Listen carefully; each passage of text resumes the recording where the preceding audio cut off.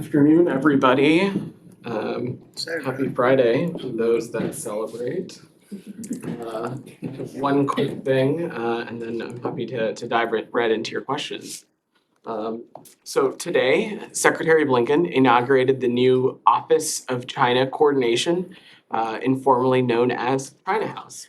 We launched China House because we recognize that the scale, scope, and stakes of strategic competition with the People's Republic of China requires us to think, collaborate, and act in new ways. It'll be an integrated department-wide center empowered to lead in the development and implementation of China policy. China House is a key part of Secretary Blinken's modernization agenda that will help our diplomats meet the challenge of the 21st century. And with that, I'm happy to turn to your questions. John, I don't know if you want to kick us off today. I'll try. The President of the United States was asked about Patriots going to Ukraine, and he said something along the lines of wait a few minutes. And so I'm wondering if you do have any kind of update for us, whether or not that has been approved. Let me say a couple of things. I don't have any new security assistance packages to speak to today, but both President Biden and Secretary Blinken have been pretty clear about this, that the United States will continue to support Ukraine for as long as it takes, alongside our allies and partners, as the people of Ukraine defend their country from Russia's aggression. In recent weeks, I will also note that our assistance has included equipment to help Ukraine counter Russia's use of unmanned aerial vehicles, including 2 NASAMS, which Ukraine has reported to be quite effective, as well as missiles for the Hawk air defense systems, which have been donated by our allies and partners. And we're going to continue to work with Ukraine with security assistance for as long as it takes. Can I follow up? Sure. I'm just back from 2 months in Ukraine. And I'm wondering if the United States still has a policy of not wanting Ukraine to use US supplied munitions to respond to these attacks by hitting Russian launch sites on the other side of the border in Russia. Is that still policy? And if so, how is that still policy? Does that not deny Ukraine the ability to defend itself under international law? First of all, welcome back. Welcome back. But more broadly, we have been very clear over the course of this conflict that the security assistance that we have provided is meant to be used for Ukraine to defend its territorial integrity and to defend its sovereignty, and be used to defend the territories that belong to Ukraine, that are within its own recognized borders, and that continues to be our policy. But can I just follow up on Jonathan's question? Sure, Saeed. But there were, I think last week or the week before, there were incidents where actually inside Russia, bases and places were struck by missiles. Was that done by, like the US approval of Ukraine doing that? Saeed, Very common. Saeed, our answer on that is the same as it was last week. I think it might have been the week prior. Actually, it's still no one has taken responsibility for those strikes. But broadly speaking, we're going to continue to do everything in our power to support Ukraine and to support Ukrainian efforts to defend its territorial integrity and sovereignty. Okay, so that includes strikes of places in Russia that may be the source of missiles and that is not what I'm saying, Saeed. We have been quite clear over the course of this conflict. We are supporting Ukrainian efforts to defend their territorial integrity and to defend their sovereignty, and to defend the territory that Russia has illegally invaded and illegally occupied, that belongs to Ukraine. Leon. Yeah, sorry, different topic. A question on Elon Musk. He's getting backlash for having Twitter has suspended several accounts of American journalists. What message do you think that sends to the world? That in the United States, one would suppress journalist accounts? So let me say a couple of things. First, social media companies make their own independent decisions about content moderation, and I'm not going to comment on their specific private actions. But what I will say is that this department's support for free speech and freedom of the press is well documented.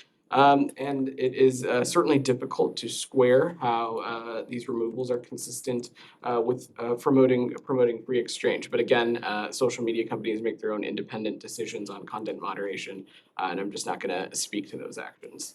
By the way, they suspended me without explanation. Again, No, Said, our support for free speech and freedom of the press is well documented. Camilla, go ahead. Thanks. The Mexican foreign minister is meeting with the secretary today. Next week, the administration is set to lift Title 42, December 21st. A surge of migrants is expected on the border. Is this going to be a key topic of discussion between the foreign minister and the secretary today? So let me offer some thoughts about what the secretary and the foreign minister are going to talk about today. First, the secretary congratulated Foreign Secretary Ebrard on the bicentennial of our bilateral relations and noted the upcoming North American Leaders Summit and offered it as an opportunity to once again showcase the historic relationship between the United States and Mexico. They also discussed the close partnership between the US and Mexico on various bilateral and multilateral issues, as well as progress being made together in achieving shared regional goals on security, humane migration management, and protection and other economic competitiveness issues. He also spoke to the foreign secretary about continuing support for Haiti and safeguarding democratic institutions in Peru, and he also noted the importance of resolving trade disputes to bolster regional competitiveness and strengthen economic integration in North America.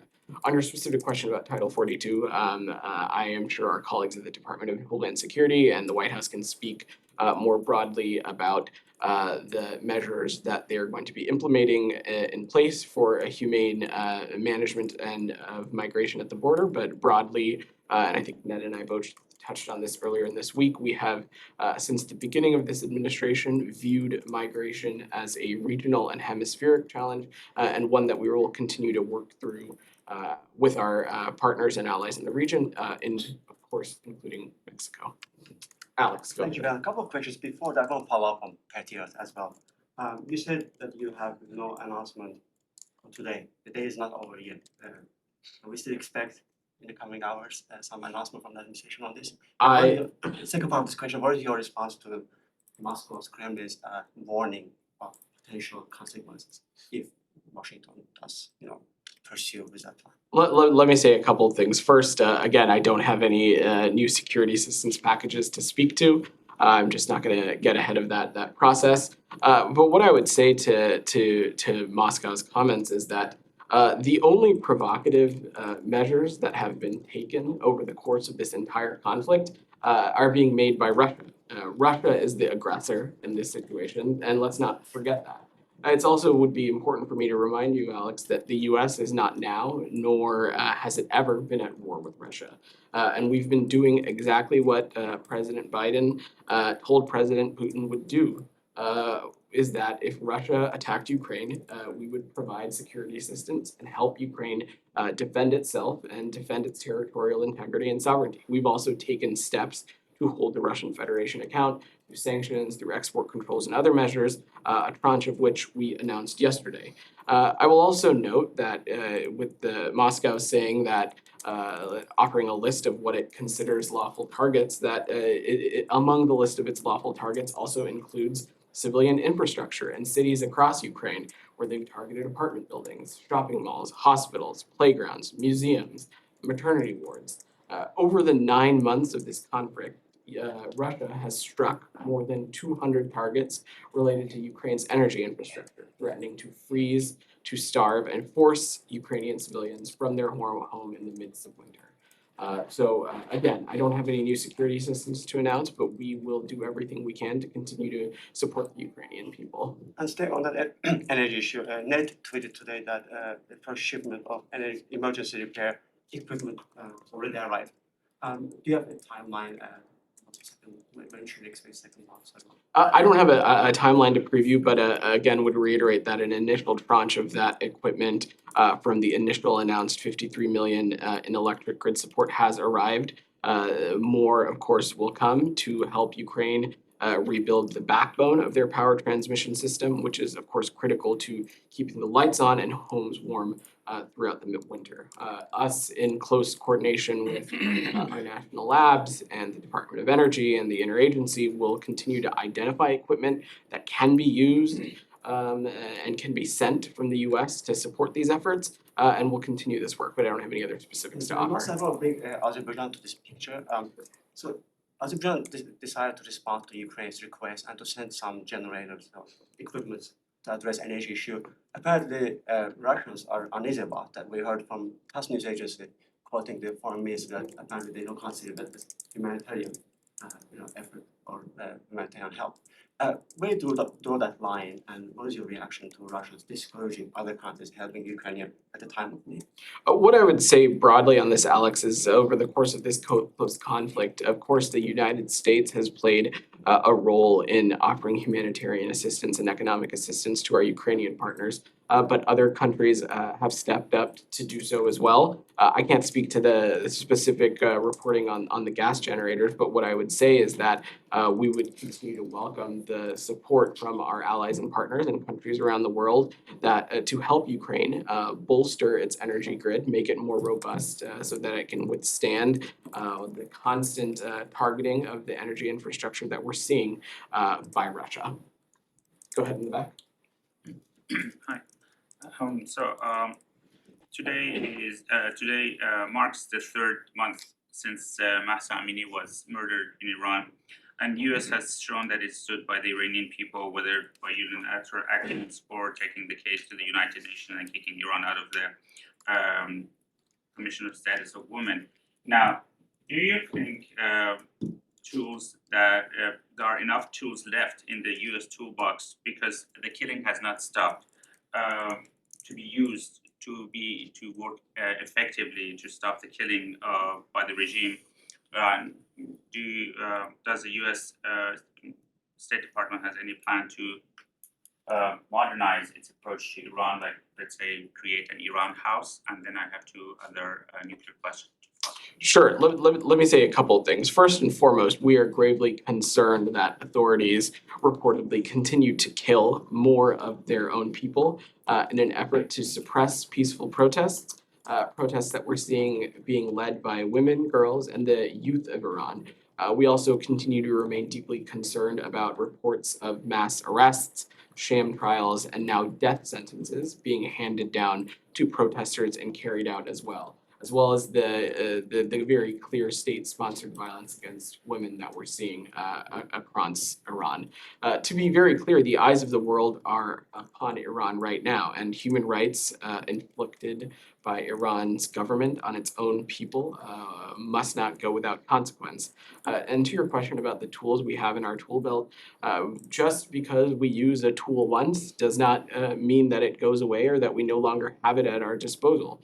And I will note that at various junctures since the death of Mahsa Amini, the United States has taken forceful action to address the human rights violations being made by the Iranian regime, whether it be sanctioning security apparatuses, whether it be sanctioning specific individuals, whether it be designating entities within Iran, whether it be bringing licenses available so that the Iranian people can have greater access to the free flow of information.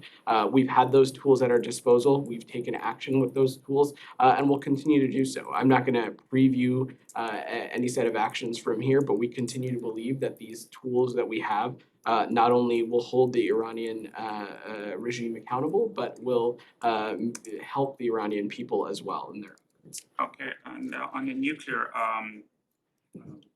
Bibi Netanyahu, the Israeli designated prime minister, in an interview with Al Arabiya English, said in the past his government did operations to roll back Iran's nuclear program without telling USA, because USA would have disapproved or opposed it or leaked it to the media.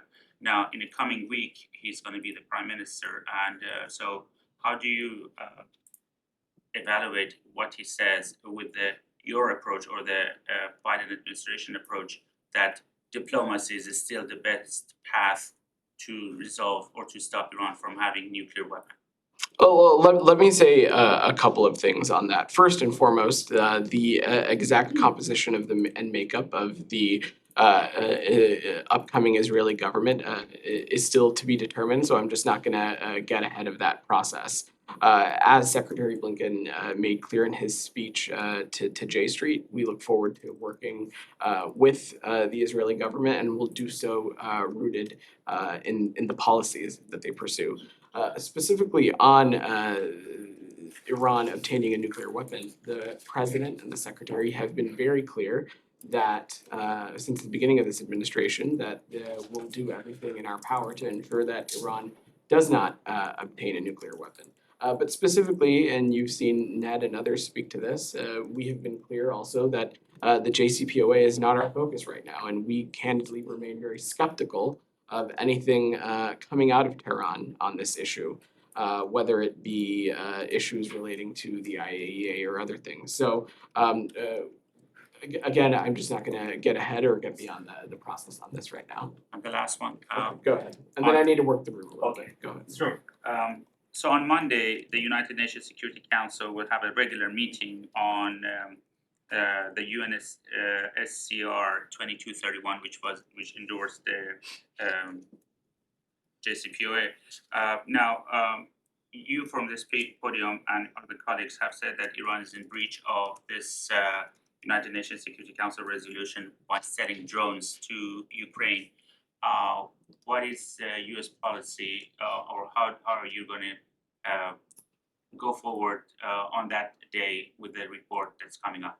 Well, a report is not public yet, so I'm certainly not going to get ahead of that process, and nor am I going to get into internal UN deliberations. But as I've previously said, as others, that Russia's acquisition of UAVs from Iran, it very seriously contravenes UN Security Council Resolution 2231, which places restrictions on transfers of missile-related technology to or from Iran.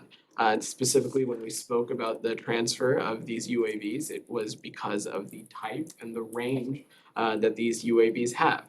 This resolution, I'll remind you, was adopted in July of 2015.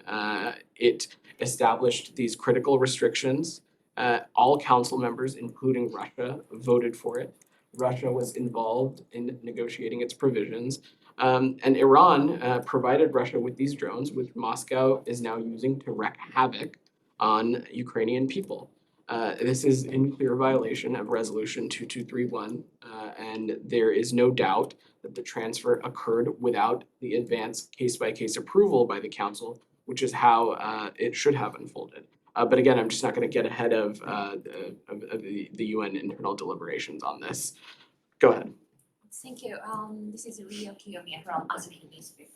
This morning, Japan released its new national security documents, and Secretary Blinken has already issued a comment. And Japan says it aims to procure U.S. Tomahawk cruise missiles. So does State Department support Japan's purchase of Tomahawks? And will the U.S. plan to share its intelligence and surveillance capability to Japan in order to use such missiles? Let me say a couple of things. First, as you saw Secretary Blinken speak to, the United States of America and this department welcomes Japan's new national security strategy, national defense strategy, and defense buildup program. As President Biden and Secretary Blinken have made clear, including in our very own national security strategy, our alliances and partnerships are our most important strategic asset, and Japan's new documents reshape the ability of our alliance to promote peace and protect the rules-based world order, not just in the Indo-Pacific, but around the world as well. As a matter of policy, though, I'm just not going to comment on arms sales or any transfers of security assets, potential or otherwise, before they go through the formal congressional notification process. Can I follow up? Sure. So is US open to revise the current guidelines for US-Japan defense cooperation following the release of Japan's news? I don't have any new announcement to make here, but I would just reiterate that we applaud Japan's commitment to modernize our alliance through increased investment in enhanced roles, missions, and capabilities, and a closer defense cooperation. Go ahead. My question is on the same topic. I'd like to know if Japan's announcement on the new national security strategy investing in counter-strike capabilities against missile attacks from North Korea and China, if the US welcoming decision by Japan's echoing the National Security Advisor Jake Sullivan saying last month that China playing a constructive role in restraining North Korea. So my question is the US in a way pressuring China to use the leverage it has on North Korea? And with the Japan's new announcement, how will the US posture within the region change in countering North Korea? Let me say a couple of things, and I think I speak to this late last week as well. When President Biden and President Xi had the opportunity to meet on the margins of the G20, they discussed, President Biden raised concerns about the DPRK's provocative behavior and noted that all members of the international community, including the PRC, have a vested interest in acting responsibly. Beyond that, I don't have any specific updates to offer. I would just again note that we welcome Japan's new national security strategy. And as President Biden and the Secretary have been clear, these kinds of alliances and partnerships are one of our most strategic assets, and we look forward to continuing to work with our Japanese partners on this. I'm going to work the room a little bit. Go ahead, Saeed. Thank you. Two quick questions on the Palestinian issue. Sure. Yesterday, the United Nations Committee on Economic and Financial Questions adopted in the second committee a draft resolution titled Permanent Sovereignty of the Palestinian People in the Occupied Palestinian Territory, including East Jerusalem, and their population in the occupied Syrian Golan Heights over their natural resources. 157 countries voted for it. The United States voted against it, along with Malawi and the Marshall Islands and a couple of other countries.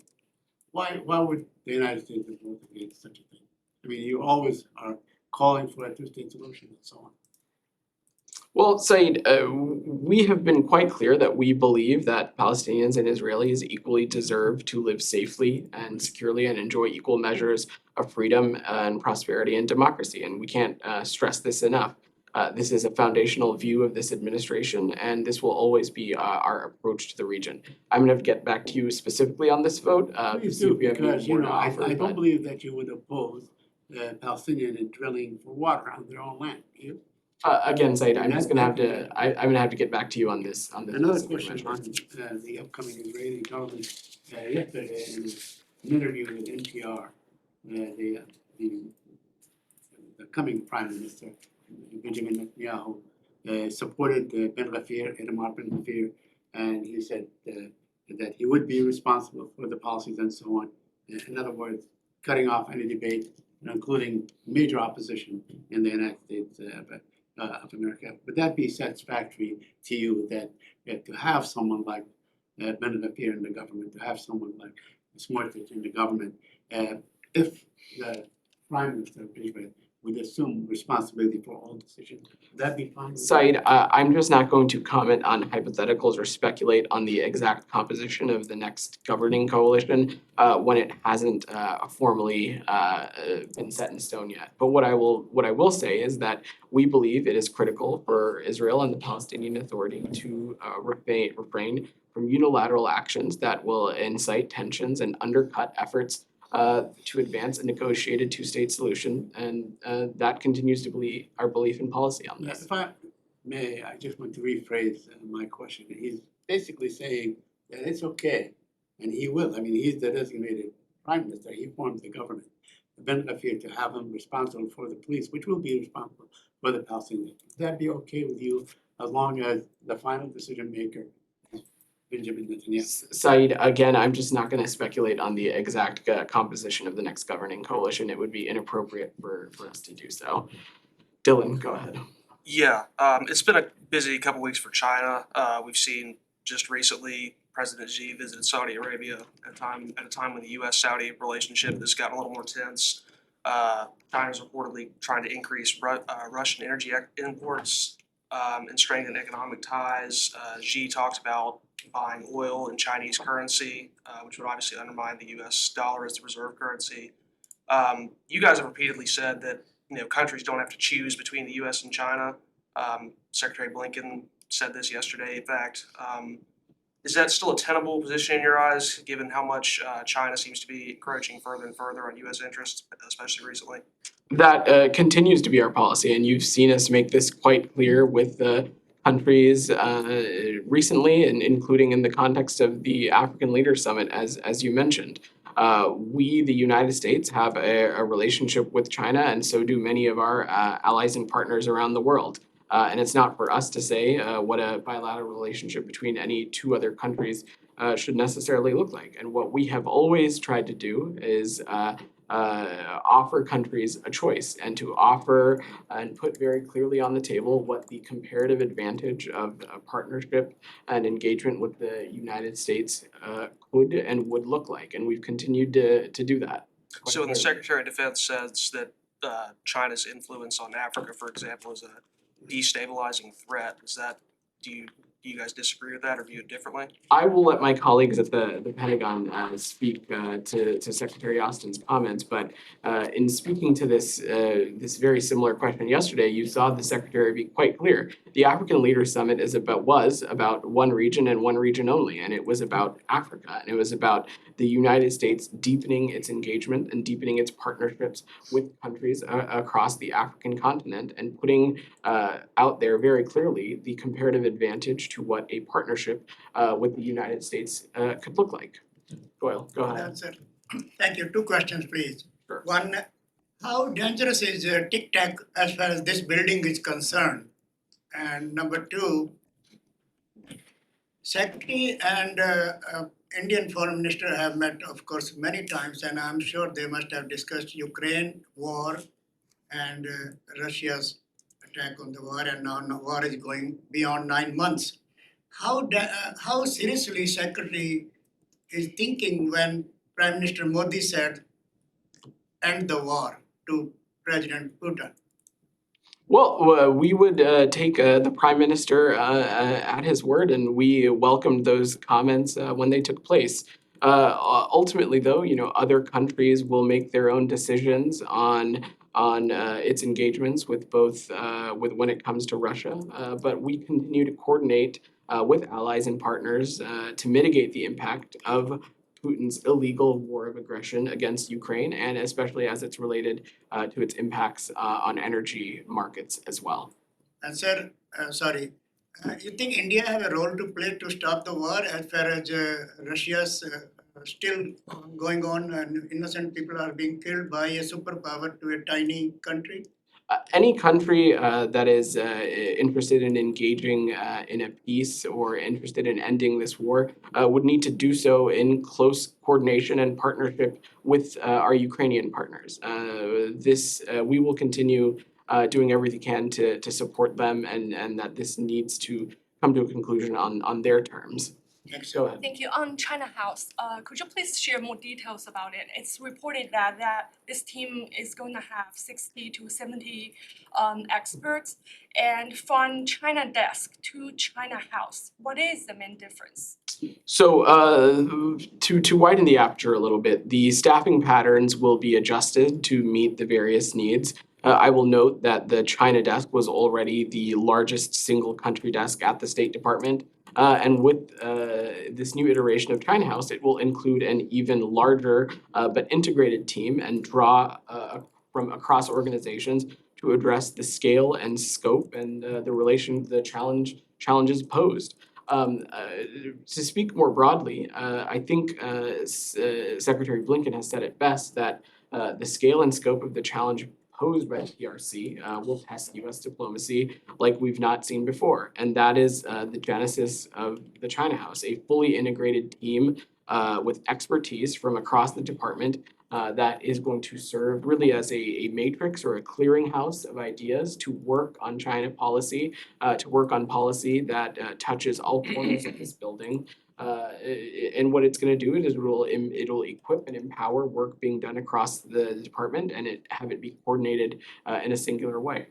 And in the statement this morning, you said China House will ensure the U.S. government is able to responsibly manage our competition with PRC. It didn't mention anything about cooperation with China. So is this office mainly created to confront China?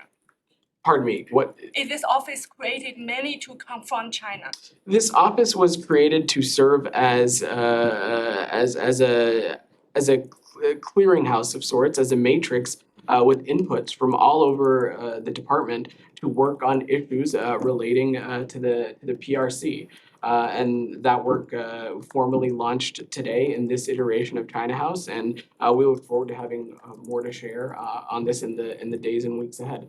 Kylie, go ahead. Just a I quick, have I need to work the room a little quick bit. question, just following up while we're on China, and given the conversations on TikTok on the Hill, is TikTok allowed on US diplomats' phone, and is that app something that you guys are reviewing at all in this building? I would have to check the specifics, but it is my understanding that it is not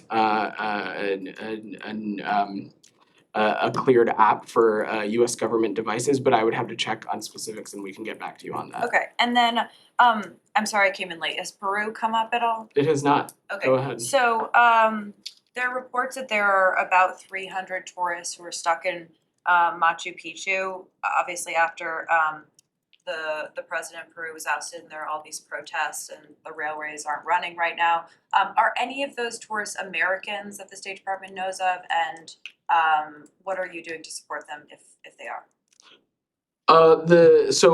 I don't know the specifics of that report. I'm happy to check and see if the makeup of that group includes any Americans, and we can get back to you on that. But broadly speaking, the U.S. Department of State and our embassies and consulates have no greater priority than the safety and security of our citizens overseas. The Embassy of Peru issued multiple alerts since December 7th, and will continue to evaluate the security situation and provide updates to U.S. citizens as appropriate, but I'll have to check on that specific situation. That'd be great, thanks. Go ahead in the back. Thank you. Yeah. North Korea. Sure. Earlier today, DPRK has announced it has successfully tested a solid-fueled rocket motor, which enables to bolster its ICBM capability. Do you have anything to comment on that? I have not seen that. Sorry, go ahead. Regarding today's announcement by DPRK to test successfully its solid-fueled rocket motor. Thanks so much for your question. I don't have anything specific to offer on that reporting, but what I will say is that we have been very clear over the course of this administration and have condemned numerous provocations by the DPRK, including various ballistic missile launches, including ICBM missile tests. And we continue to call on the international community to aid in holding the DPRK accountable. And we also believe that these actions are irresponsible, they're increasingly dangerous, and they are destabilizing not just for the broader region, but the world as well. Shannon, in the back. So, I wanted to ask about the meeting the White House announced earlier this week that they'd be having with Russian officials over the case, Paul Whelan's case, and trying to win his freedom. I know there's a very limited amount you can say about it, but can you confirm that meeting took place? And is there anything you can read out? Was it productive? And also, we saw today Brittany Griner breaking her silence, releasing her first statement since coming back to the U.S., and she said that she's committed to doing everything she can to help free Paul Whelan. Of course, there's a limited role that people outside the department are welcome to play.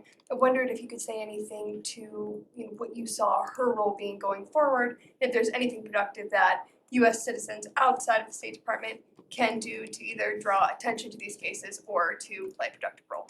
Let me say a couple things. First, on the specific meeting, we are not going to provide details on the meetings that we have over sensitive channels to discuss the release of wrongfully detained U.S. citizen Paul Whelan. But as President Biden said directly to the Whelan family, and U.S. senior officials are working on this case, And we have said directly to Paul, we have not forgotten about him and will continue to pursue every avenue for his release. And on that same subject, I will let Brittany Griner's representative speak specifically to any questions about her, but what I'll note is that there are channels where we discuss prisoner issues, and they have proven effective in multiple cases, and we are confident that they will be effective once again. Go ahead, Alex. Thanks so much. Shifting to the South Caucasus, a couple of questions. On Nagorno-Karabakh problem, has anyone in this building been in touch with either Baku or Yerevan this week to sort things out? We still keep hearing, different narratives. I don't have any specific calls or readouts to offer, but let me offer this, Alex. The closure of the Lachin corridor has potentially severe humanitarian implications and quite candidly sets back the peace process. We're pleased that natural gas to Nagorno-Karabakh has been restored. Disruptions to energy infrastructure could precipitate a humanitarian crisis, as I said. And we call on the restoration of free movement through the corridor as soon as possible. And the way forward to this is through negotiations. And does the administration believe that the sides are still interested in signing a peace agreement by the end of the year? I wouldn't assign a timeline to it, Alex, but this is something that, as you've covered this issue quite closely, this is something that you know that the Secretary has a great interest in and has paid very close attention to.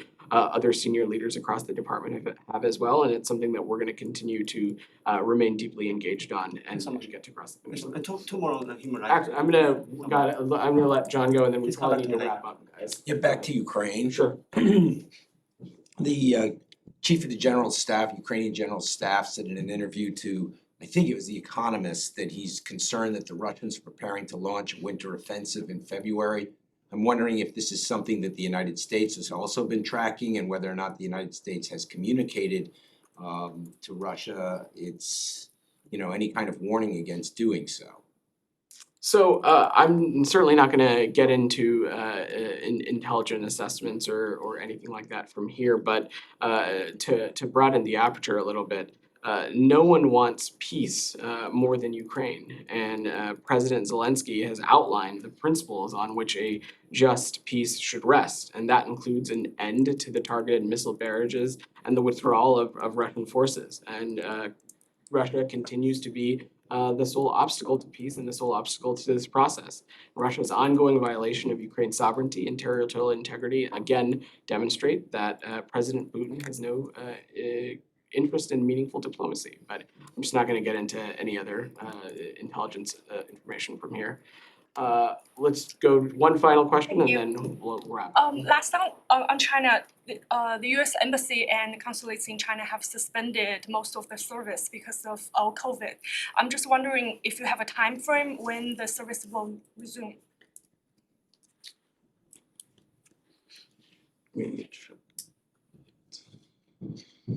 So Ambassador Burns and other mission officials are working closely on this, and they're working to ensure the safety and health and the well-being of American citizens in the PRC. The U.S. mission in China continues normal operations and consular services, but I'm happy to check and see if there's a more specific update for you.